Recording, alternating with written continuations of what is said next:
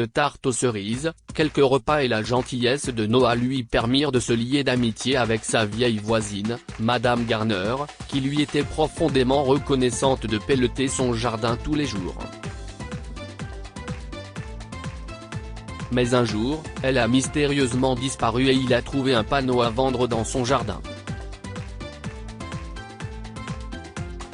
Alors que Noah s'asseyait à la table de la cuisine de sa nouvelle maison, il ne pouvait s'empêcher de se demander comment sa vie avait pris une tournure aussi étrange au cours des derniers mois. Il y a 6 mois, il a perdu sa femme à cause d'un cancer et a accepté le rôle de père célibataire. Chris, Tim et Harry étaient des enfants calmes et obéissants, mais Noah avait du mal à concilier son rôle de parent et son travail. Il était enseignant, et un jour, il a reçu une offre d'emploi d'une petite école dans un district éloigné. Il avait moins d'heures de travail et le salaire n'était pas très élevé, mais Noah a accepté, espérant trouver un meilleur équilibre dans la vie. Je suppose que ce n'était pas si mal, se dit-il quand on sonna à la porte. Quand il a ouvert, il a trouvé une femme plus âgée dans l'embrasure de sa porte. Elle tenait une tarte aux cerises dans ses mains, et un petit sourire est apparu sur ses lèvres en le voyant. « Bonjour, jeune homme », dit-elle joyeusement. « Je suis Madame Garner, et j'habite à côté de chez vous. Voyez-vous, si est bien d'avoir de nouveaux amis, alors j'ai pensé que je devais vous rendre visite. Tenez, si est pour vous et vos petits-enfants, ajouta-t-elle en tendant la tarte. Oh, si est très gentil de votre part, dit timidement Noah, en l'acceptant. Au fait, je m'appelle Noah. Merci pour la tarte. Voulez-vous du thé? Je ne serais ravi. Merci, dit-elle en souriant. Noah lui a donc servi du thé et des biscuits, et lui a dit qu'il avait déménagé dans une nouvelle maison après le décès de sa femme. Ça doit être dur pour vous, dit Madame Garner en s'excusant. Mais cette opportunité de travail semble intéressante. Je suis heureuse que vous l'ayez accepté. Merci, dit Noah. Je me sens un peu seul ici. Je ne connais personne, et mes enfants. Je ne me sens pas en sécurité quand je les laisse seuls. Oh. Alors vous pourriez avoir besoin d'aide, demanda Madame Garner. Je vis seul et je n'aille personne. Et si je vous donnais un coup de main? Merci, mais... Vous êtes sûr? Je ne veux pas vous accabler. Toujours. Je suis toujours heureuse d'aider, a répondu Madame Garner. En parlant de ça, j'ai remarqué que votre jardin a besoin d'être déblayé à la pelle. J'ai emménagé ici il y a une semaine, et je vois que vous n'avez personne pour le faire. Et si je vous aidais? Oh, ricana-t-elle. Je suis un vieil oiseau, et je n'en ai pas besoin. S'il vous plaît, insista-t-il. Je veux le faire pour vous. Eh bien, si vous insistez, alors si est d'accord. Merci, Noah. Noah a donc commencé à pelleter le jardin de Madame Garner tous les jours, et ils sont rapidement devenus de bons amis.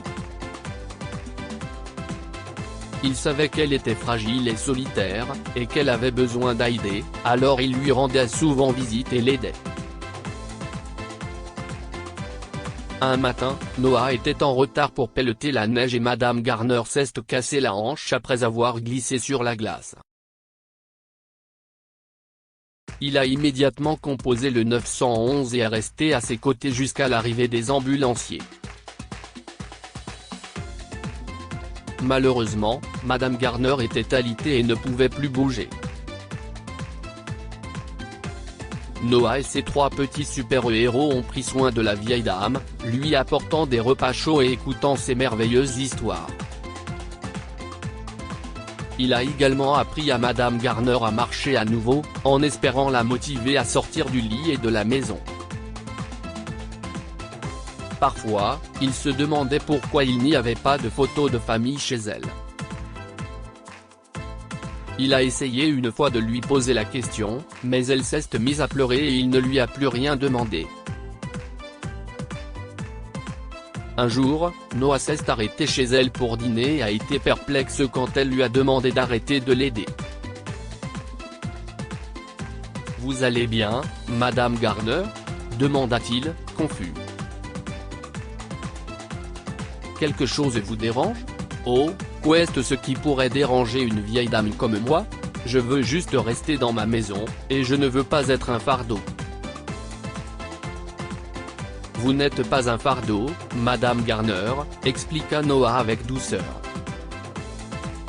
« Je suis heureux de vous aider, tout comme vous m'aidez avec mes enfants. Et tout notre travail sera vain si vous ne recommencez pas à marcher. Je veux vous aider. » Avec des larmes dans les yeux, Madame Garner lui dit, « Vous avez un très bon cœur, fiston. Merci pour tout ce que vous faites pour moi. » « Pas de problème, Madame Garner. Je ne fais que vous rendre l'appareil, » répondit Noah.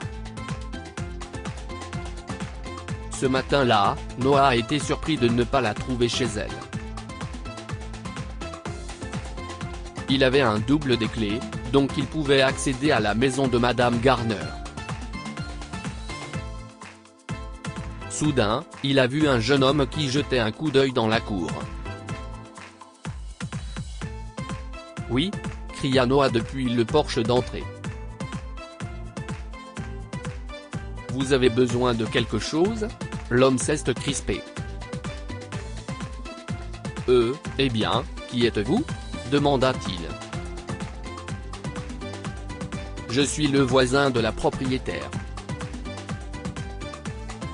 Et vous êtes point je suis Peter » dit l'homme. « En fait, je suis son fils.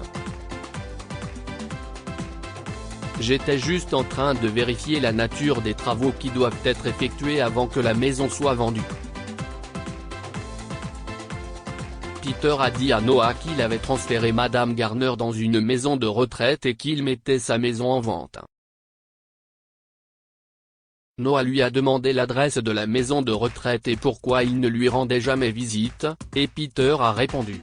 « J'ai déménagé ici la semaine dernière pour une opportunité de travail, ma femme et mes enfants ont besoin de moi.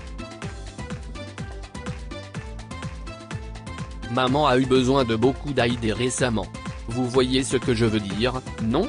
Je ne peux pas être là pour elle, car j'ai une famille à moi, alors je l'ai transférée dans une maison de retraite. » Noah s'est senti mal que le fils de Madame Garner ne se soucie pas d'elle et s'est soudain rappelé à quel point elle était déprimée il y a une semaine. Lorsqu'il lui a rendu visite, elle a sangloté dans ses épaules, expliquant à quel point elle se sentait seule après la mort de son mari et le déménagement de Peter. Noah a insisté pour qu'elle emménage avec lui et ses enfants, mais elle a refusé, disant qu'elle ne voulait pas le déranger. Mais quand il est revenu le lendemain avec ses enfants et a essayé de la persuader à nouveau, elle n'a pas pu dire non. « Vous avez été une famille pour nous, Madame Garner », lui a dit Noah. « Et nous ne vous avons jamais considéré comme un handicap. Nous aimerions vous avoir à la maison. » Ainsi, alors qu'elle était rejetée par son fils, Noah et ses enfants ont donné un foyer aimant à Madame Garner.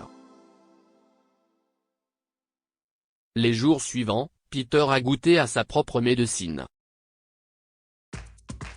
Lorsque Noah est allé chercher ses enfants à l'école, il a rencontré Peter devant le bureau du directeur et a appris que la fille de Peter était très irrespectueuse envers les enseignants et les autres aînés. Eh bien, les enfants font ce qu'ils voient, lui a dit Noah avec colère en s'éloignant avec ses enfants. Peter était embarrassé de ce qu'il avait fait. Il s'est présenté sous le porche de Noah quelques jours plus tard et s'est excusé auprès de Madame Garner pour ne pas avoir été un bon fils. Avec le temps, Peter s'est amélioré, et il rendait souvent visite à Madame Garner. Que pouvons-nous apprendre de cette histoire? Traitez les autres comme vous voulez être traités. Pierre a réalisé qu'il avait été affreux avec sa mère âgée lorsqu'il a vu sa fille manquer de respect aux aînés qui l'entouraient. Nous sommes tous reliés par les liens de l'humanité et avons besoin les uns des autres. Madame Garner a aidé Noah et ses enfants, et le jeune homme et ses enfants l'ont accueilli comme un membre de leur famille. Partagez cette histoire avec vos amis.